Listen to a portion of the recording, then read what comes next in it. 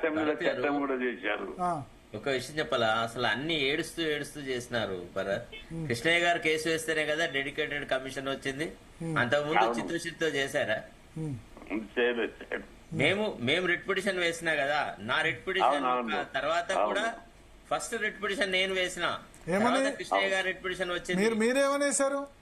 మేము ఇదే dedicated commission లేకుండా రిజర్వేషన్ పద్ధతి అమల్లో రాదు, అసలు మనం రిజర్వేషన్ ప్రొవైడ్ చేసినా అది అటర్ ఫ్లాప్ అవుతుంది, కాబట్టి dedicated commission is a must అని చెప్పి వేసినాం. వేస్తే అడిషనల్ అడ్వకేట్ జనరల్ అందరు వచ్చి 4 వారాలు టైం తీసుకున్నారు. ఆ తర్వాత ఇక కృష్ణయ్య గారి పర్సనాలిటీ బట్టి కొంత కేసు చాలా ముందుకు వచ్చింది. అంటే నేను సరిపోలేకపోయాను అనమాట అప్పుడు అక్కడ జరిగిన లీగల్ టజిల్లో. బట్ ఏది ఏమైనా మా ఇద్దరి మూల ఉద్దేశం ఒకటే, డెడికేటేషన్ కమిషన్ కావాలని. తర్వాత రెండోది భరత్, కాంగ్రెస్ పార్టీలో బీసీలు సెకండరీ సిటిజన్స్ అబ్బా, వాళ్ళకి సేరే లేదు. ఫస్ట్ ఆఫ్ ఆల్ నేను అంటున్నాను, రాష్ట్ర కేబినెట్ లో 42% రిజర్వేషన్ ఇచ్చినారండి. చరణ్ కౌశిక్ గారు చెప్పాలి జవాబు. వాళ్ళు అడగరండి అసలు వాళ్ళకి. శరత్ గారు మాట్లాడితే, శరత్ గారు భారతీయ జనతా పార్టీ కాదు, కాంగ్రెస్ కాదు, బీఆర్ఎస్ కాదు. కాదు భారతీయ జనతా పార్టీ బీసీని ముఖ్యమంత్రి చేస్తా అని చెప్పేసి బీజేపీ నేత మహేష్ రెడ్డి గారు చేసిరు. సరే, వాళ్ళు బీసీ ప్రధానమంత్రి చేశారు కదా, కాంగ్రెస్ పార్టీ అధ్యక్షుడు బీసీ ఉన్నాడు. ఏ పార్టీ కూడా కాంగ్రెస్ పార్టీ 70 ఏళ్ల ముఖ్యమంత్రి ఎందుకు వేయలేదు? రాష్ట్ర అధ్యక్షుడు మా పార్టీకి చిత్తశుద్ధి లేదు, సెకండ్ బీసీ అని చెప్పి ఎంత మాట్లాడతారు? భారతీయ జనతా పార్టీ అయినా బీఆర్ఎస్ పార్టీ, రెండు పార్టీలు ప్రశ్నించండి మీరు.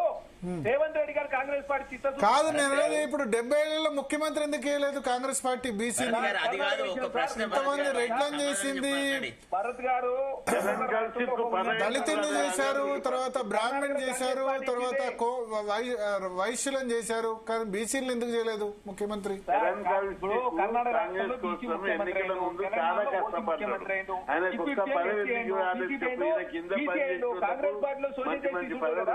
మా పార్టీలో ఎవరు చేయాలి, ఏం చేయాలి? కాంగ్రెస్ పార్టీ మా రాష్ట్ర జాతీయ అధ్యక్షుడు, వారు రాజ్యసభలో పక్ష నేత.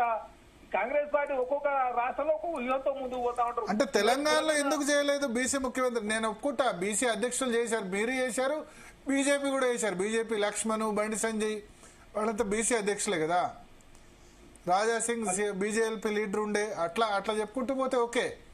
బట్ ఒకటి, ఇప్పుడు శరత్ గారు ఒక అలిగేషన్ చేశారు, కాంగ్రెస్ లో సెకండ్ గ్రేడ్ సిటిజన్ బీసీస్ అన్నారు, దాన్ని యాక్సెప్ట్ చేయలేదు. శరత్ గారు ఏమంటున్నారంటే కాంగ్రెస్ లో పీసీఆర్ ఒకసారి కాల్ కట్ చేసి మళ్ళీ కలపండి చరణ్ కౌశిక్ గారికి. హలో చరణ్ కౌశిక్ గారు కాల్ కట్ చేసి మళ్ళీ కలపండి. భరత్ గారు, చరణ్ కౌశిక్ యూనివర్సిటీలో మంచి లీడర్, అనేక ఉద్యమాలలో నాతో తిరిగిండు, పోరాడు. ఆయనకి ఎందుకు పదవి రాలేదు? చిన్న చిన్నోళ్లకు వేరే వాళ్ళకు వచ్చింది, ఆయనకి ఎందుకు పదవి రాలేదు? ఆయన ఎమ్మెల్సీ అడిగినట్టున్నారు. చివరకు నామినేటెడ్ కాదు, నాకు ఎమ్మెల్సీ కావాలన్నారు. మొన్న లాస్ట్ మూమెంట్ లో పాసిబుల్ కానట్టుంది. ఆయన ఇప్పుడు అడ్వకేట్ శరత్ గారు ఒకటి పాయింట్ రైజ్ చేశారు, ఏంటంటే మంత్రివర్గంలో లేదు 42% అని. 42 లేదు, 20% ఉంది. 42 కూడా కాదు, 15 మందిలో ముగ్గురికి ఇచ్చారు. 20% అది. కానీ ఎస్సీలకు మాత్రం చాలా మంచి రిప్రజెంటేషన్ ఇచ్చారు. భారతదేశంలో లేని విధంగా 15 మందిలో 4 ఉన్నారు. అంటే ఆల్మోస్ట్ మీకు 4 5 అనుకుంటా. ఎస్సీ ఎస్టీ కలిపితే 5 ఉన్నారు. భరత్, ఎస్సీలకు సీట్లు కొనుక్కున్నారు, ఇవ్వలేదు. ప్లీజ్, ఏంది మంత్రివర్గంలో స్థానమా? ఎస్. ఎవరు కొనుక్కున్నారు? వివేక్ కొనుక్కున్నాడు. విక్రమార్కన, దామోదర వివేక్ కొనుక్కున్నాడు. మాలలకు ఎందుకు రిప్రజెంటేషన్ ఇచ్చినారు, మాదిగలకు ఎందుకు ఇవ్వలేదు?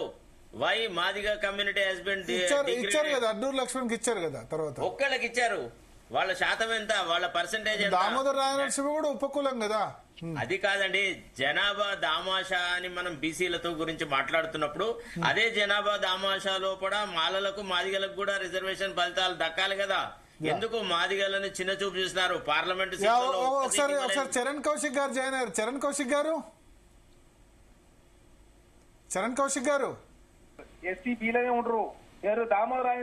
సరే, అది వేరే టాపిక్. కాంగ్రెస్ లో మంత్రివర్గంలో 42% ఎందుకు ఇవ్వలేదు? 20% ఉంది. 15 మందిలో ముగ్గురికి ప్లస్ 6 పుష్టే అడుగుతున్నారు. నామినేటెడ్ పదవి ఎందుకు ఇవ్వలేదు చరణ్ కౌశిక్, నాతో పాటు ఫైట్ చేశారని అంటున్నారు. సార్ ఆర్ కృష్ణ దాన్ని ఇంకోటైనా గుర్తుపెట్టుకోవాల్సి ఏంటి సార్ అంటే, మా పార్టీలో ఇంకా 3 పదవులు ఖాళీగా ఉన్నాయి, ఖచ్చితంగా 2 బీసీలకు ఇస్తారు నెక్స్ట్. అదే కాకుండా మా Congress party deputy CM SC ఉన్నాడు, ఎస్సీలకు 4 మంత్రివర్గం స్థానం ఇచ్చారు, బీసీ ఉన్నాడు, 2 రాజ్యసభ వస్తే 1 బీసీకి ఇచ్చారు, 6 ఎమ్మెల్సీలు వస్తే 4 బీసీలకు ఇచ్చారు కదా సార్. ఎక్కడ కాంగ్రెస్ పార్టీ ఎస్సీ ఎస్టీ బీసీలకు అన్యాయం చేసింది? రాజ్యసభ 3 అభిషేక్ మను సింగ్ 3 ఇస్తే 1 ఇచ్చారు బీసీకి. సార్ ఫస్ట్ సార్ 2 వచ్చినాయి సార్, వస్తే రేణుకా చౌదరి గారు, అనిల్ కుమార్ యాదవ్ గారు ఫస్ట్ సార్ 2 ఎమ్మెల్సీ వస్తే తర్వాత అభిషేక్ మను సింగ్ ఓసీకి ఇచ్చారు కదా అంటారా? అది తర్వాత సార్ ఇంకోటి ఎమ్మెల్సీ చెక్ చేసుకో, మహేష్ కుమార్ గౌడ్ గారు, తీన్మార్ మల్లన్న, విజయశాంతి గారు, శంకర్ నాయక్ గారు, అద్దంకి దయాకర్ అంతా ఎస్సీ ఎస్టీ బీసీలే కదా ఉంది. కాంగ్రెస్ పార్టీలో ఎస్సీ ఎస్టీ మంత్రివర్గం గురించి మాట్లాడతాం. మంత్రివర్గంలో 20% ఉంది ఇప్పుడు సార్. మంత్రివర్గంలో ఇంకా 3 బెర్తులు ఖాళీగా ఉన్నాయి, ఖచ్చితంగా భవిష్యత్తులో మంచి 3 బెర్తులకు ఇప్పుడు మొన్న రెడ్డిస్ కి అవకాశం ఇవ్వలేదు, ఫైట్ చేస్తున్నారు. 3 బెర్తుల్లో 1-2 రెడ్డిస్ కి ఇస్తారు కదా, వేరే కమ్యూనిటీస్ కూడా ఉన్నాయి, లంబాడీస్ కి ఇవ్వలేదు అంటారు. ఇప్పుడు డిప్యూటీ సీఎం లంబాడీస్ ఇచ్చారు, ఎస్సీ మాలకు మళ్ళీ అసెంబ్లీ స్పీకర్ ఇచ్చింది కాంగ్రెస్ పార్టీ. ఒక్కొక్కరికి ఒకటి న్యాయం చేసుకుని ముందుకు పోతా ఉన్నారు. ఇంకా 3 మంత్రి పదవులు ఖాళీ ఉన్నాయి, చీఫ్ విప్ ఖాళీ ఉంది, విప్పు పదవులు ఖాళీ ఉన్నాయి, ఇంకా చాలా పదవులు ఖాళీ ఉన్నాయి, కౌన్సిల్లో అదే విప్పులు ఖాళీ ఉన్నాయి. రకరకాల పదవులు ఒక్కొక్క వర్గానికి ఒక్కొక్క విధంగా న్యాయం చేసే ప్రయత్నం కాంగ్రెస్ పార్టీ చేస్తా ఉంది. ఇప్పుడు అసెంబ్లీ పెడతారు, అసెంబ్లీ పెట్టి ఇప్పుడు ఒకవేళ గవర్నర్ యాక్సెప్ట్ చేయలేదనుకోండి ఏం చేస్తారు సార్? త్రిముఖ వ్యూహంతో కాంగ్రెస్ పార్టీ ముందుకు పోతా ఉంది.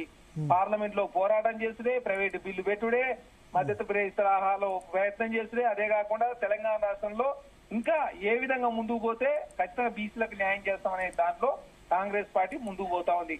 కాబట్టి 18 నెలల కాలం ఆగినాం కాబట్టి ఇంకా కొన్ని రోజులు ఆగితే ఖచ్చితంగా బీసీలకు న్యాయం చేసే ప్రయత్నంలో ఏ అంశాన్ని కూడా వదిలిపెట్టే ప్రసక్తి కాంగ్రెస్ పార్టీ చేయడం లేదు.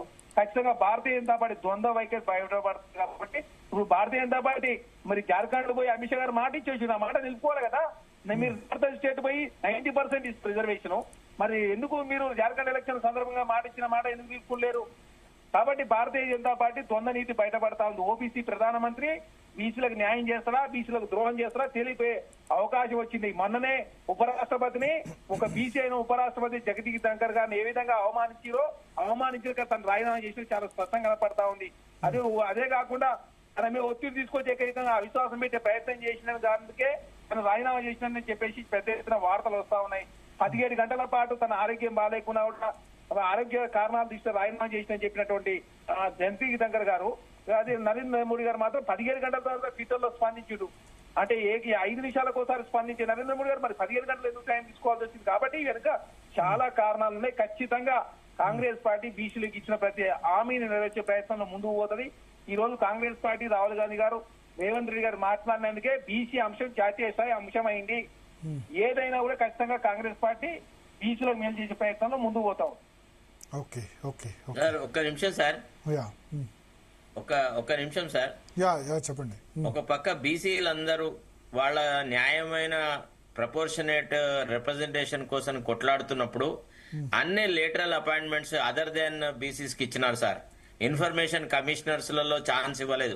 టీఎస్పీఎస్సీ చైర్మన్ గా మొన్నటి వరకు మహేందర్ రెడ్డి ఉండే, ఒక బీసీకి ఇచ్చే అవకాశాలు ఉండే, అది కాదని అన్నారు. తర్వాత సార్ లోకాయుక్త, తర్వాత హ్యూమన్ రైట్స్ కమిషన్, ఇట్లాంటి ఇంపార్టెంట్ అంటే జనరల్ గా ఇవాళ సమాజం లోపల ఎక్కువ పీడనకు, ఎక్కువ దురాగతాలకు, ఎక్కువ దౌర్జన్యానికి గురయ్యే జాతులు బీసీలు సార్. వాళ్ళ నుంచి వచ్చిన ప్రతినిధి ఒక హ్యూమన్ రైట్స్ కమిషన్ లో ఉంటే ఈనాడు పోలీస్ అత్యాచారాలను ఎదుర్కొనేటువంటి అవకాశం ఉండే, హ్యూమన్ రైట్స్ వయలేషన్స్ ని ఎదుర్కొనే అవకాశాలు ఉండే, ఎన్నో ఉండే. ఏ లేటరల్ అపాయింట్మెంట్ చివరకు బాలల రక్షణ సంఘానికి కూడా సీతా దయాకర్ రెడ్డిని తీసుకువచ్చి ఇచ్చినాడు. రేవంత్ రెడ్డికి చిత్తశుద్ధి లేదు. వీళ్ళు ఏంటంటే అడుక్కునే మనస్తత్వం కలిగి ఉన్నారు బీసీలు కాంగ్రెస్ లో. అందుకే వీళ్ళు ఇంకా వేచి చూస్తామంటారు. మనకు ఎన్టీ రామారావు డైలాగ్ జ్ఞాపకం వస్తుంది, యాచనకు వచ్చినప్పుడు వేచి ఉండక తప్పదు కదా అని. అది ఆ పరిస్థితి. బీసీలు ఒక ఫోర్స్ గా తయారవ్వాలి కాంగ్రెస్ లో. గల్లా పట్టి అడిగితే అప్పుడు వీళ్ళకి న్యాయం జరుగుతుంది తప్ప వీళ్ళు దేహి అని ఉన్నత కులాల వాళ్ళ దగ్గర అడుక్కుంటే వీళ్ళకి ఎప్పుడు న్యాయం జరగదు సార్. ఇది వాస్తవం. రాజారాం యాదవ్ గారు